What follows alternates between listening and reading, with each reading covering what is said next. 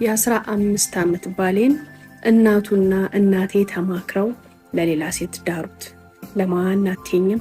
ለአክስቴ ልጅ። ተጣልተንም ተኳርፈንም ተነክታርከንም መጥፎ ትዳር ኖሮንም ግን አልነበረም። በሰላምና በፍቅር ትዳር እንደነሱ ነው፣ መዋደድ እንደነሱ ነው፣ መከባበር እንደነሱ ነው በተባለበት ትዳር መሃል እናቱና እናቴ ተማክረው ለአክስቴ ልጅ ዳሩት ትለናለች። እንዴት ናችሁ ዶችዬ? የዛሬው ታሪክ ደግሞ ብዙ እህቶቻችንም ወንድሞቻችንም እናቶቻችንም ጭምር እንዲደርስ ሼር እያደረጋችሁ አብራችሁኝ እንድትሆኑ በአክብሮት ጠይቃለሁኝ። ቴና የባሌ እናት የልብ የነፍስ ጓደኞች ናቸው። እንዲሁም ደግሞ ጎረቤታሞች ናቸው። እኔና ባሌም የተገናኘ ነው የተዋደድ ነው ገና ህፃን ልጆች ሆነን ነው። ባሌ የሁላችንም ታላቅ ሲሆን በትምህርቱም በበስተማሪ ነበረ። እንደ ግቢ ላይ እንደምታውቂው በቀበሌ ቤት 5-6 አባወራ ነው የሚኖረው። እኛም እንደዛ ነበር ኑሯችን። እነዛ አባወራ ቤቶች ውስጥ ሁሉ የነበሩ ሴቶቹንም ወንዶቹንም ሰብስቦ የሚያስጠናው እሱ ነበረ፣ ጎበዝ ተማሪ ስለነበረ። በዛ በማስጠናት ሂደት ውስጥ ግን እኔና እሱ ግንኙነታችን ወደ ሌላ ቻፕተር ተሸጋገረ።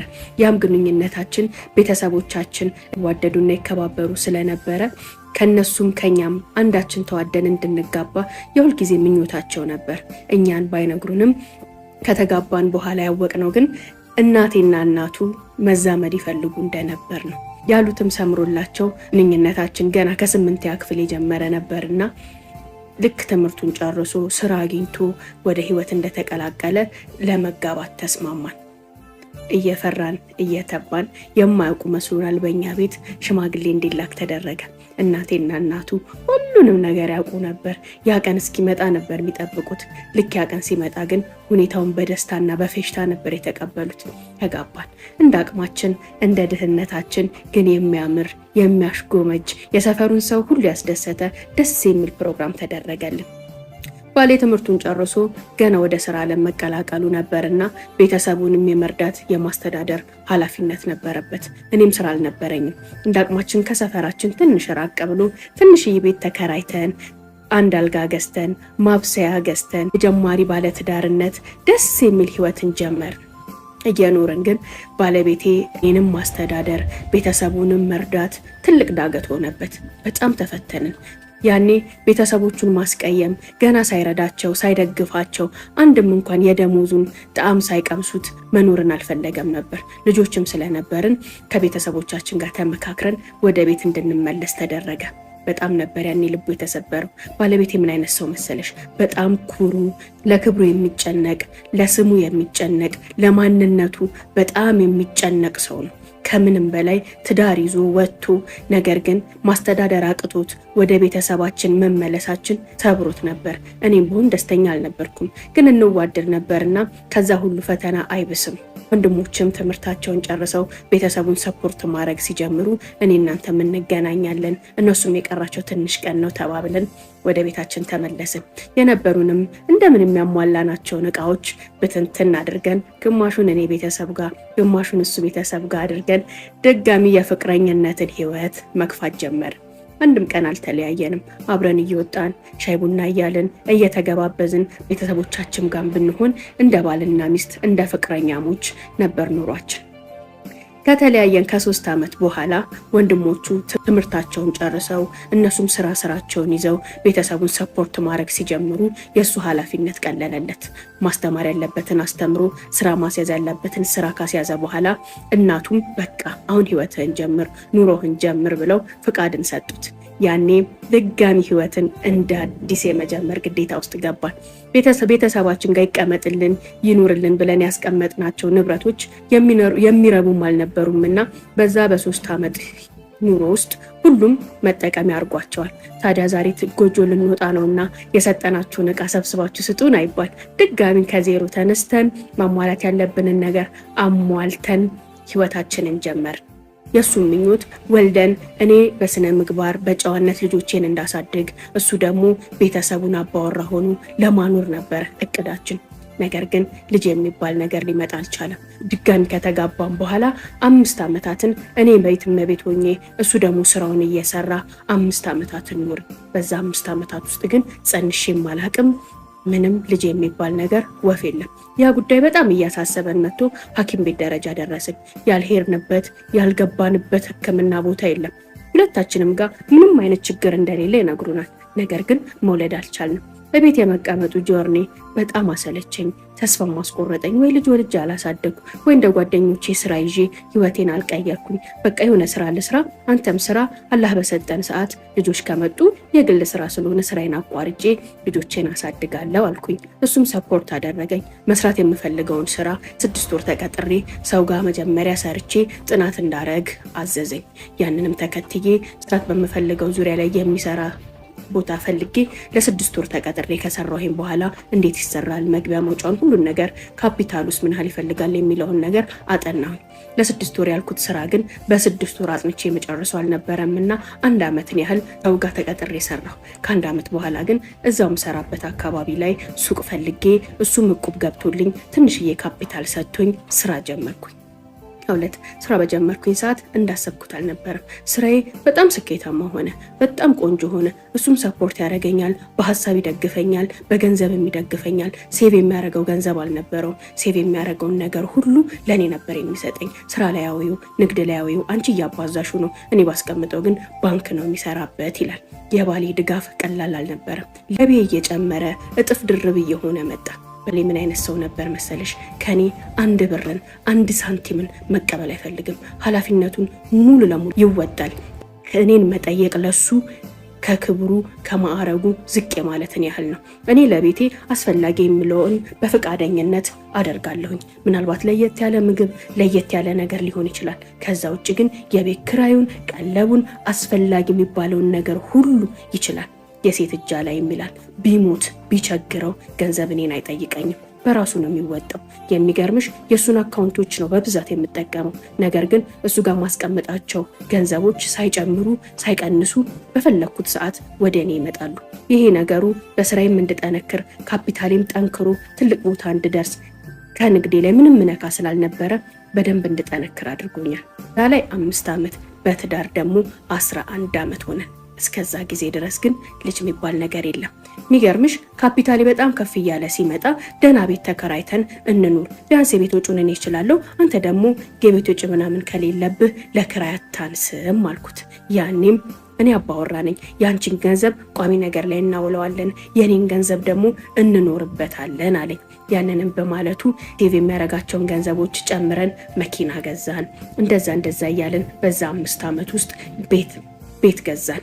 ኑሯችን ህይወታችን በጣም ያማረ ነበር። አንዳንዴ ሀብት ሲመጣ እንደ ጎርፍ ነው የሚባለው ልክ ነው። ሀብቱ መጣ። እሱም በስራው ላይ እድገትን አገኘ፣ ገቢው ጨመረ። እኔም ስራዬ ከጠበቅኩት በላይ ተስፋፋ፣ አሪፍ ሆነልኝ። ገቢን፣ ወጪን፣ እያንዳንዱን ነገር እንነጋገራለን። እኔና እሱ ጋር ድብቅ የሚባል ነገር የለም። ሁሉ ነገር ግልጽና ግልጽ ነው። 15ኛ ዓመታችንን ስናከብር ግን አብረን አንድ ሬስቶራንት ውስጥ ቁጭ ብለን እየበላን እየጠጣን አንድ ነገርን ተማከርን እና አባቶቻችንን ለምን ሀጃ እናስደርግም፣ በዛውም ዱዓ ያደርጉልናል እዛ ሄደው ተባባልን። በዚህም ሀሳብ ሁለታችንም ደስተኞች ሆነን ለእናትና ለአባቶቻችን የሀጅ ፕሮሰስ ጀመርን። ሀጅ ማስደረግ ናቸው። ልጅ እንዲሰጠን ዱዓ አድርጉልን፣ ጸልዩልን፣ የእናንተ ዱዓ መቅቡል ነው በዚህ ውዴታችሁ ላይ። የሚገርምሽ አውለት የትኛውም ሰው የትኛውም ቦታ ላይ ሲያገኘን ሲያየን አይነት ጥላችሁ ከአይን ያውጣችሁ፣ ፍቅራችሁን ያጠንክርላችሁ እያለ ነበር ዱዓ የሚያደርግልን። እናቶቻችን ሳይቀሩ ሁሌም በፍቅራችሁ ላይ ንፋስ አይግባባችሁ፣ ይህን ፍቅራችሁን ደግሞ በልጅ ያስደስታችሁ እያሉ ነበር ዱዓ የሚያደርጉልን። ያም እንዲሆን በማለት የእናትና የአባቶቻችን ዱዓ ፈልገን ወደ ሀጅ ላክ ናቸው። ሀጅ አድርገው ሲመጡ ነበር አውለት መርዶዬን ያረዱኝ። ሀጅ አድርገው ከመጡ በኋላ ትልቅ ድግስ ተደረገ፣ ታረደ፣ እቤት ተሰበሰብን። ያኔም እናቴ አባቶቻችንም ሁሉም በተሰበሰቡበት የኔ እናት ፈጽሞ እሱም ነበረ ባላሰብኩት ሁኔታ አንድን ሀሳብ አመጣች። ልጄ ትዋደዳላችሁ፣ ትፋቀራላችሁ፣ ነገር ግን አንቺም ልጄ ነሽ፣ እሱም ልጄ ነው፣ ያለ ዘር እንድትቀሩ አልፈልግም፣ ፍቀጅለትና ሌላ ያግባ አለችኝ። በተቀመጥኩበት ውሃ ሆኜ ቀረው። በመጥረቢያ የተመታውን ያህል ነበር አናቴን።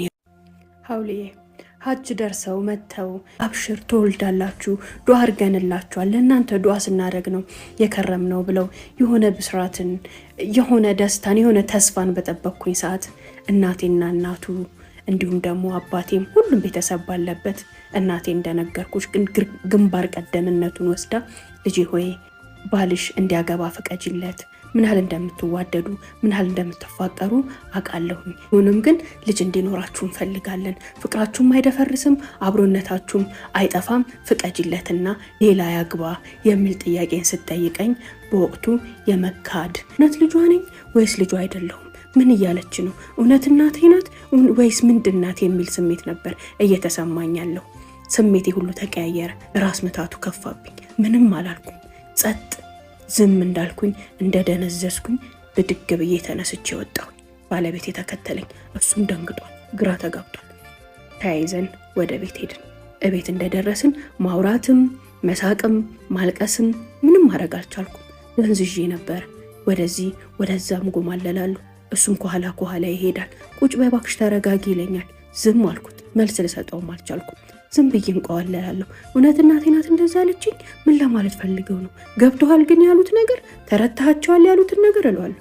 አሉ እንጂ እኮ አላጋቡኝም። ምንድነው እንደዚህ የሚያደርግሽ? ማንም ሰው ሀሳቡን የመስጠት መብት አለው። እንደዛ ስላሉን ያገባለሁ እንዴ አለኝ። ለምንድነው ማታገባው? እስካሁን ግን እንዴት አላሰብኩትም? እንዴት እንደዚህ አይነት ቀን ይመጣብኛል ብዬ አልገመትኩም። ለምንድን ነው አንድ ቀን ባሌን ባለመውለዴ ምክንያት ጥሎ ሊሄድ ይችላል፣ ሌላ ሴት ሊያይ ይችላል ብዬ ለምንድን ያልተዘጋጀሁት? ለምንድን ያላሰብኩት እለዋለሁ። ኧረ ተረጋጊ፣ እኔ ያገባለሁ ብዬሻለሁ፣ እኔ እፈልጋለሁ፣ ጥዬሽ እሄዳለሁ ብያለሁ። እነሱ እናቶች ናቸው፣ ትልልቅ ሰዎች ናቸው። ማንኛውንም ሀሳብ ቢያመጡ መብታቸው ነው። እኛም የመቀበልና ያለመቀበል መብት አለን አለኝ። ያረጋጋኝ ሞከረ። እሱ ማረጋጋት የእሱ ታይ ማለትና ከጎኔ መቆም ደግሞ ሆድ አስባሰኝ። እስክፈነዳ ድረስ አለቀስኩኝ። ራስ ምታቱ ከፍተኛ ሆነብኝ። በስንት መከራ ባብሎኝ አስተኛኝ። ድብን ያለ እንቅልፍ ይዞኝ ሄደ። በዛ ሰዓት ሰራተኛዋን እያየሻት ብሎ ተነስቶ ቤተሰብ ጋር ሄደ። ምን እያላችሁ ነው? ምን እያደረጋችሁ ነው? ለምንድነው ትዳሪ ውስጥ መገቡት? ለምንድነው ህይወቴ ውስጥ መገቡት? ለምንድነው እንደዚህ የምታደርጉት ብሎ እናቱ ጋር ሄዶ ተጣልቶ ሌሊቱን መጣ። ከዛ በኋላ የኔና እሱ ነገር ሰላም ያጣ ሆነ። መንፈሴ ተረበሸ። ስራ መስራት አልቻልኩም። ስራ ቦታ መሄድ አልቻልኩም። ማሰብ አልቻልኩም። መብላት አልቻልኩም። መጠጣት አልቻልኩም። በቃ ተንቀጠቀጥኩኝ። የዳሩትን ያገባብኝን ያህል ተሰማኝ። አንድ ሳምንት ሙሉ ከባድ ድብርት ውስጥና ብቸኝነት ውስጥ ሆኜ እቤት ኮንኩኝ። በኋላ ጁምዓ ቀን እናቴ እቤቴ ድረነታች። ሳያት ግራ ገባኝ። እንባዬ መጣ። አከፋት። ማሚ ምን ሆነሻል? እናቴ ምን ሆነሻል? አልወለድሽኝም እንዴ? ልጅሽ አይደለሁም እንዴ? እያልኩኝ አቅፊያት መንሰቅሰቅ ጀመርኩኝ። ከኔ በላይ እሷ ማልቀስ ጀመረች። ተቃቅፈን በጣም አለቀስን። ዶቼ እንዴት ናችሁ? ደህና ናችሁ? ታሪኮቹ ከተመቻችሁ ከወደዳችኋቸው ሼር እያረጋችሁ ላይክ እያረጋችሁ ፎሎ እያረጋችሁ አብራችሁኝ ቆዩ። ተረጋጊ ነይ ግቢ ያለችኝ ምንድነው እያልሽኝ ያለሽው? ምንድነው እያደረግሽ ያለሽው? እናቴ ለምን እኔ ላይ እኔ ልጅሽ አይደለሁም እንዴ? ምን ማለት ፈልገሽ ነው? ምንድነው እያደረግሽ ያለሽው አልኳት። ተረጋጊ ትለኛለች። እሺ ንገሪኝ፣ ለምንድነው መረጋጋው? ያደረግሽውን ያልሽውን ነገር ግን አውቀሻል? የሱ እናት እንኳን እኮ አይደለም እንደዛ ያሉት አንቺ እኮ ነሽ አልኳት። ይኸውልሽ ሀጅ ላይ ሆኜ ተመጋጋሚ የሆነ ተመሳሳይን ህልሞች አይቻለሁኝ። ይሄ ነገር ላንቺ ኸይር ነው። ምን ያህል እንደሚያምሽ፣ ምን ያህል እንደሚሰማሽ፣ ምን ያህል እንደምትሰበሪ አውቃለሁ። ግን ልጃችን አንቺን የምትወጂውን ያህል እኛም እንወደዋለን። ምናልባት በአንድ ሰው ቁስል ማከም ያንቺን ፈረጃ ሊሆን ይችላል። አንቺ የአንዲትን እህትሽን ቁስል ስታከሚ ያንቺን ቁስል ደግሞ አላህ ያድንልሻል አለችኝ። ለምንድነው እንደዚህ የምትይኝ? የማንን ቁስል እንዳክም ነው የፈለግሽው? ጭራሽ ሚስትም አዘጋጅተሽለታል? ጭራሽ ሚስትም አኑረሽለታል አልኳት። አዎ አለችኝ። ማንን አስበሽ ነው አልኳት። የሚገርምሽ አውለትዬ እኔ ልክ ባገባው በአንደኛው ዓመት የእናቴ የእህቷ ልጅ የቲም ናት። አባቷ ገና ሳትወለድ ነበር የሞተው። እናቷ ደግሞ በ10ኛ ዓመቷ ላይ አክስቴ ማለት ነው ሞተችባት። ልጅቷን ብቸኛ ነበረች፣ የቲም ሆነች። ማንም ሰው ሊያሳድጋት የሚችል አልነበረም። በዛው ድህነት ውስጥም ሆና እናቴ እህቷን ቀብራ ልጇን ደግሞ ይዛ እኛ ቤት መጣች። ከእህቶቼና ከወንድሞቼ ጋር ልክ እንደ እህትና እንደ ወንድም ሆና ነበር እኛ ቤት ያደገችው። ትልቅ ስትሆን ግን አረብ ሀገር ካልሄድኩኝ ብላ እናቴን አስቸግራ ወደ አረብ ሀገር ሄደች። 4 ዓመታትን ቆይታ እኛ ቤት መታ አሁን ከእናቴ ጋር ነው የምትኖረው። እናም እንዲያገባት ያሰበችው እሷን ነበረ። እሷን ያክስትሽን ልጅ የቲም ናት፣ ብቸኛ ናት። እሺ ካለ እሷን እንዲያገባት ነው የምፈልገው።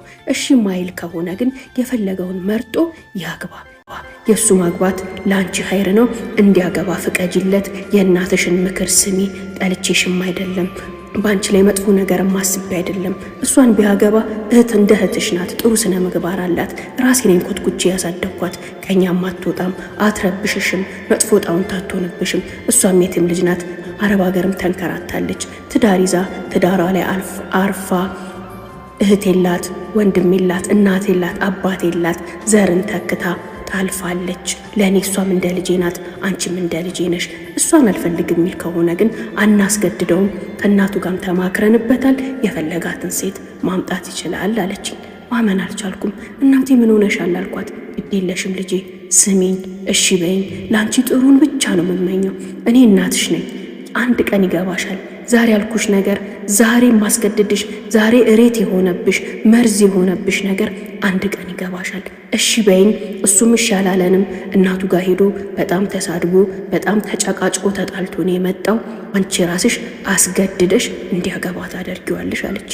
ጭራሽ አልኳት። አዎ እንድመርቅሽ የምትፈልጊ ከሆነ ያጣሹን ነገር ካላህ ማግኘት የምትፈልጊ ከሆነ እንድታገባ ፈልጋለሁ። አግባ፣ ፈቅጄልሃለሁ። የምታገባውም እከሌን ነው ብለሽ አንቺው ራስሽ ድረሽ፣ አንቺው ራሱ ኩለሽ፣ አንቺው ትድሪዋለሽ። ያ ለአንቺ ኸይር ነው። እኔ ማቀውን አንቺ አታቂም ብላኝ ቁጭ አለች። አውለት ማሰብ አቃተኝ። ምን ማለት እንዳለብኝ አቃተኝ። እናቴ ለእኔ ሁሉ ነገሬ ናት። ስንት መስዋዕትነት ከፍላ ስንት ነገር ሆና እንዳሳደገችኝ አቃለሁ። ፈጽሞ ለእኔ መጥፎ ነገር ልታስብብኝ አችልም። ምን የታያት ነገር ቢኖር ነው? ምን ያወቀችው ነገር ቢኖር ነው? ምን ያየችው ነገር ቢኖር ነው? እያለ ነፍሴ በአንድ በኩል ተጨነቀ፣ በአንድ በኩል ደግሞ ባሌን አሳልፎ መስጠት።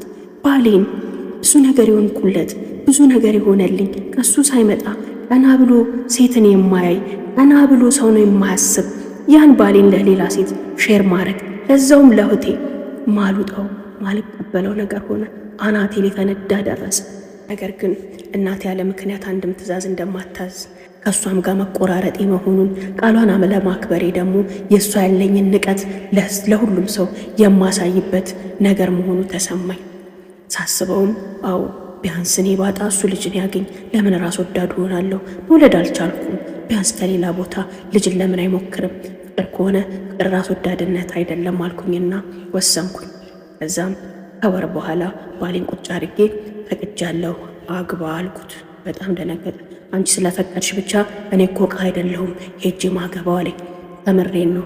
እኔ ጋር መኖር የምፈልግ ከሆነ እከሌትን ታገባታለህ አልኩት። ጭራሽ አለኝ። አዎ አንቺ ነሽ እንደምታዥኝ አለኝ። እውነት እንነጋገር። አንተም ልጅ ትፈልጋለህ፣ ምስልህን ማየት ትፈልጋለህ። እኔ መውለድ አልችልም።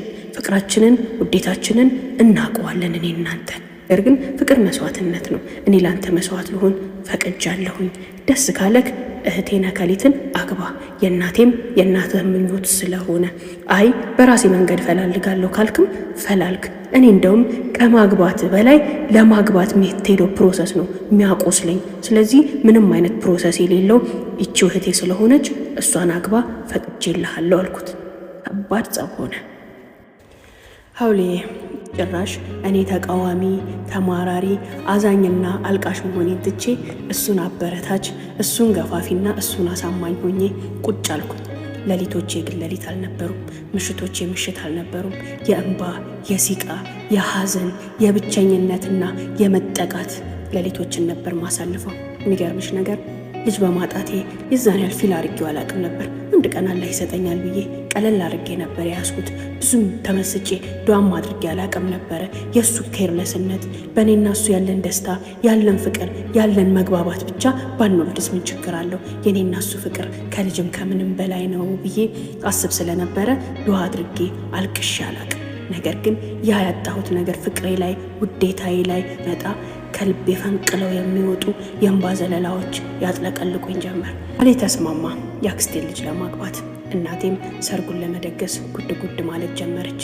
የሚገርምሽ የሰርጉን ወጪ ራሱ እኔን እየጠየቀች ነበር የምትቀበለኝ። ለዚህ ነገር አምጪ፣ ስለዚህ ነገር አውጪ እያለች።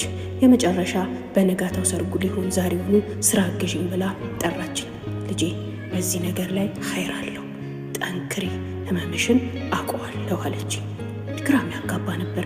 የእናቴ በራስ መተማመኗ፣ የዚህን ያህል መፈለጓ ለእሷ ካላት ፍቅር፣ ለእሷ ካላት አዛኔታ ነው ወይስ በእኔ ጉዳይ ላይ ያወቀችው ሌላ ነገር አለ እስክል ድረስ ግራ ታጋባኝ ነበር።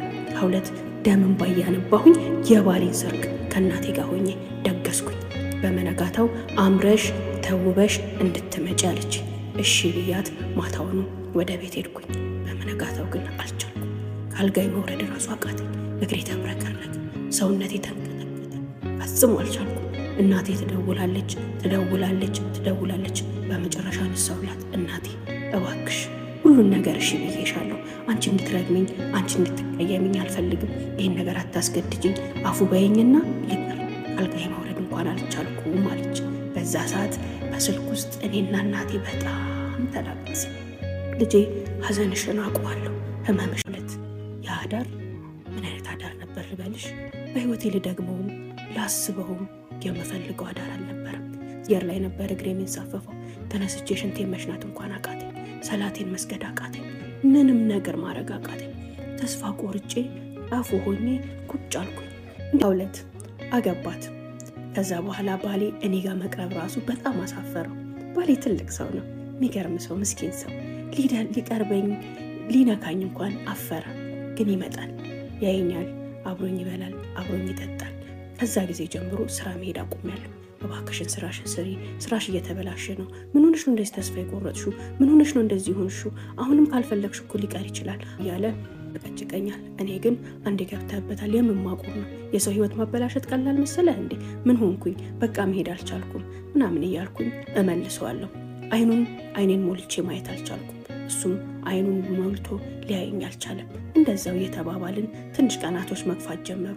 ነገር ግን የኔ ባህሪ በጣም እየተለዋወጠ በጣም በቃ ክፉ እየሆንኩኝ መጣ። ሳየው ሁሉ እናደዳለሁ፣ ሲመጣ ሁሉ እናደዳለሁ። ነገሬ ሁሉ ተለዋወጠበት። አንድ ቀን ቁጭ አደረገኝና ይኸውልሽ ይህን ነገር ፈልጌው አይደለም፣ ከአንቺ ጋር ደስተኛ ነኝ። አንቺን ማጣትም አልችልም ነበር። ከፍቅሬ ክብሬ ይበልጣል። ክብር የምታሳጭኝ ከሆነ አጠገብሽ አልደርስም አለኝ። አትድረስ፣ እንደውም ላይ አልፈልግም፣ ተወኝ፣ ውጣልኝ አልኩት። የመኪናውን ቁልፍ አስቀምጦ ተነስቶ ወጣ። ሀውለት መኪናውን እንደነገርኩሽ አብረን የገዛ ነው። የተወሰነ ሼር አድርጎበታል። ነገር ግን እሱ እያለን ያልነዳም፣ እሱ ነበር መኪናውን የሚነዳው። ሁሌም የኔና እሱ ሪቱን ያን ሁሉ አመት ስንኖር ጠዋት አብረን እንነሳለን። እኔን ስራዬ አድርሶ እሱ ወደ ስራው ይሄዳል። ማታ እሱ ከ12 ሰዓት ከስራ ይወጣል። ስራ ቦታ ይመጣል። ሱቃችንን አብረን ዘግተን ወደ ቤታችን እንመለሳለን። ደስ ሲለን ሬስቶራንት እንበላለን። ደስ ሲለን ቤታችንን እናበስላለን። በቃ የሆነ ቀለል ያለ ደስ የሚል ህይወት ነበረ። አንድም ቀን ተለያይተን አናውቅም። እሁድ ቀን፣ የበዓል ቀን፣ ከሰኞ እስከ አርብ ስንሄድ አብረን፣ ስንመለስ አብረን። እኔ ካለው እሱ አለ፣ እሱ ካለው እኔ አለሁኝ። ሚሊያየን ያቺ የቀኗ ሰዓት ስራችን ላይ በሆንበት ሰዓት ብቻ ነበር። ያንን ሲያደርግ ደነገጥኩኝ። አስቀየምኩት እንዲህ አልኩኝ። የሚገርምሽ ሀውለት 2 ወር ድረስ ዘጋኝ፣ አልመጣም። በጣም ተናዶብኛል። ባሌ በንግግር ያምናል። ይህን ጉዳይ ረዥም ጊዜ ተነጋግረን ተወያይተን አምኜበታለሁ አድርገው ብዬው ነው ያደረገው። ካደረገው በኋላ ግን እንደዛ መሆኔ ሊያሳምነው አልቻለም ነበረ። በ2 ወር ሲመጣ ግን በጣም ወፍር ያለው ሌላ በቃ የሆነች ሴትዮ ነው የምመስለው። ሰውነቴ ወፈረ፣ ራሴን ጣልኩኝ። ሌላ እሱ ከሄደ በኋላ ይበልጥ ተጎዳሁ፣ ይበልጥ ታመምኩኝ። እኔ ክብሩን ነክቼው ነው፣ እኔ አስቀይሜው ነው ከማለቱ ይልቅ በቃ አሁንማ የሚፈልጋትን አገኘ፣ በሌላ ሴት ፍቅር ወደቀ እያለ ጭንቅላቴ መጥፎ ነገሮችን ያንቃጭል ጀመር። ከ2 ወር በኋላ ሲመጣ ይበልጥ ጮህኩበት። አሁንማ የምፈልገውን አገኘ፣ እኔ ምን አደርጋለሁኝ? እኔ ምን አደርግልሃለሁ? እንደውም ኒካህን አውርድ። ከዚህ በኋላ አልፈልግም፣ ከአንተ ጋር መኖርም ላይህም አልፈልግም። ኒካህን እንድታወርድልኝ እፈልጋለሁ እያልኩኝ ቤቱን በአንድ እግር አልቆምኩት። የማያውቃት ሴት ሆንኩበት። በህይወታችን ከ15 ዓመት በኋላ እንደዚህ አይነት ኃይለ ቃል፣ እንደዚህ አይነት ጩኸት፣ እንደዚህ አይነት ንግግር እኔና እሱ መሀል ተከሰተ። ያኔ ምን ያህል እንደተጎዳው፣ ምን ያህል እንደተሰበርኩ ገብቶታል መሰለኝ። ጥሎኝ አልሄደም። ለ15 ቀን ስራ አስፈቅዶ አብሮኝ ሆነ። ጭራሽ ምን ማለት ጀመረ? አንቺ ወደ ቀድሞ ቦታሽ ካልተመለሽ፣ ስራሽን ካልጀመርሽ እዛ አልሄድም አላድርም ብሎ እኔ ጋር መጥቶ ቁጭ አለ። ጭራሽ እፈታታለሁ፣ እንደውም አልፈልግም፣ ተማምነን ያደረግነው ወደ ስራሽ ትመለሻለሽ፣ ወደ አቅልሽ ትመለሻለሽ። ቀንም አብሮኝ ምሽትም አብሮኝ። አመናጭቋለሁ፣ እሰድበዋለሁ፣ አላናግረውም። እማላረገው ነገር የለም። ዝም አለኝ፣ ተወኝ። ምግብ ያመጣልኛል፣ ትሪት ሊያረገኝ ይሞክራል፣ ቁርስ ሊያበላኝ፣ ወተን እንብላ፣ ላዝናናሽ እማይለኝ ነገር የለም። እኔ ግን በፍጹም አልኩኝ። ይህን ነገር እናቴ ሰማች። እናቴ ስትሰማ እየገሰገሰች መጣች። ምንድነው የፈለግሽው? ምንድነው አላማሽ? በይ ከዚህ በኋላ እንዳለሽ ወደ ቋሚ ማንነትሽ ማትመለሽ ከሆነ ይህን ነገር አምነሽ ማትቀበይ ከሆነ እኔም እናትሽ አይደለሁም፣ እረግምሻለሁ። የኔን ምርቃት ፈልገሽ የኔን ቃል ሰምተሽ ነው ይህን ነገር የወሰንሽው። አሁን ደግሞ ቃሌን ተቃርነሽ ራስሽንም የእነሱንም የእሱንም ህይወት ምትበጠብጪ ከሆነ እረግምሻለሁ፣ እረፊ ብላ አስጠነቀቀች። በጣም ተቆጣች። ቁጣዋ ከፍተኛ ነበረ። ያኔ ተለሳለስኩኝ። በመሀል ግን አንድ ነገር ተሰማ። የአክስቴ ልጅ አረገዘች። 2 ያን የሰማው ቀን ቅናት ነው፣ እልህ ነው፣ ክፋት ነው እንዳትይኝ፣ ግን ተሰበርኩ። የእውነት ተሰበርኩ። ሚገርም ተአምር፣ ሚገርም ነገር የሆነው ግን ከዛ በኋላ ነበር። ባለቤቴ ሁኔታ የታወቀው በጣም አዘነልኝ። ከዛ በኋላ ስለኔ ሞራሌም ለስሜቴም መጠንቀቅና መጨነቅ ጀመረ። ምን ያህል እንደተሰበርኩ ምን ያህል እየተሰማኝ እንደሆነ ታውቆታል። ከመደሰትና ከመፈንጠዝ ይልቅ ጭንቀትና ውጥረት ውስጥ ገባ። የኔና እሱ ግንኙነት ይበልጥ አደጋ ውስጥ እንደሚገባ ተሰማ። እኔም ያንን ቃል ከሰማሁኝ በኋላ መተኛት አቃተኝ። እያንዳንዷ ሌሊቴ፣ እያንዳንዷ ምሽቴ ስጁድ ላይ ሆነች። አለቀስኩ። አላህዬ በዚህ ጉዳይ ባሌን እምወደውን አሳልፌ ስሰጥ ያንተን ፊት፣ ያንተን ፍቅር፣ ያንተን የእናቴን ቃል ሰምቼ የእሷን ዱዓ ፈልጌ ከሆነ እባክህ ልቤን አክምልኝ፣ ቁስሌን አድንልኝ ጌታዬ እያልኩኝ 15 ዓመት ሙሉ አንድ ቀን እጄን ባልዘረጋሁት መጠን ለምኜ በማላቀው ልክ፣ ጓጉቼ ፈልጌ በማላቀው ልክ ፈለግኩኝ። እኔም ባሪያህ ነኝ፣ እኔም ፍጡርህ ነኝ፣ እባክህን አንተ ሁሉን ቻይ ነህ፣ ሁሉን አድራጊ ነህ እያልኩኝ ሌሊቶቼ በእንባ በሲቃና ከጌታዬ ጋር በማውራት የታጀበ ነበር። ይሄን ጉድ እኔና ፈጣሪ ብቻ ነው የምናውቀው። ናቴ ሁሌም አብሽር፣ በዚህ ነገር ውስጥ ሚስጥር አለ ትለኛ የነበረው ነገር ተገለጠ። 2 አታምኑ፣ እሷ በወለደች በአንደኛው ወር እርጉዝ መሆኔ ተነገረኝ። ከ16 ዓመት በኋላ ማለት ነው። አላመንኩም። እናቴ ምንድናት እስክል ድረስ ደረስኩኝ። ዶክተሮቹን ሰላምን ቀርቼ 3 ቦታ ሄጄ እውነት እርግዝና ላይ ነኝ ወይ ብዬ ቼክ እስከማድረግ ድረስ ደረስኩኝ። እውነትም እርግዝና ላይ ነበርኩኝ። ታምኛለሽ? መንታ ልጆችን ተሰጠኝ። መንታ ልጆችን አገኘሁኝ። 2 ዛሬ ትዳሬ 20 ዓመታትን አስቆጥሯል። ክስቴም ልጅ 3 ልጆችን ወልዷል። ባለቤቴ በጣም ደስተኛ ነው። ከምንም በላይ ሰላሙን እሰጠዋለሁ፣ ከምንም በላይ መረጋጋቱን እሰጠዋለሁ። አላህ አንድን ነገር ሲያመጣ ለአንድ ነገር ሂክማ ነው የሚለውን ነገር አምኛለሁ። የእናት ዱዓ፣ የእናት ምርቃት፣ የእናት እይታ ያለ ምክንያት እንዳልሆነም ተረድቻለሁኝ። የሆነን ነገር አሳልፈን ስንሰጥ በእርግጥ ያጣነውን ነገር